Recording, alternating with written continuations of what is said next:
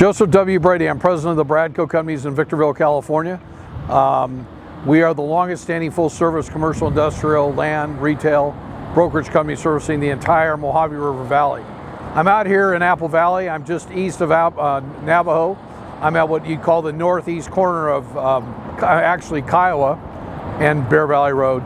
Center that features Circle K, Little Caesars Pizza, the Vape Shop, we have the Hair Emporium, and right behind me we have a space, it's Suite E. Liberty Tax is currently in there. It's 1,100 square feet. It's a great opportunity. I mean, it's your bullseye. This is a very vibrant, small center. It's run and managed by Jesse James, probably one of my most favorite building owners that we work for. We're asking $1.75 triple net. It's ready to go. Give us a call, 760-951-5111. I'm at extension 101. If you missed me, ask for Francisco Diaz at extension 102. There's a great opportunity, and more importantly, for those of you watching this locally, it's really important that you know who your landlord is before you rent. And I can tell you this, Jesse James, one of the best landlords High Desert has ever seen. He's very committed to the tenants, and he wants to see you succeed.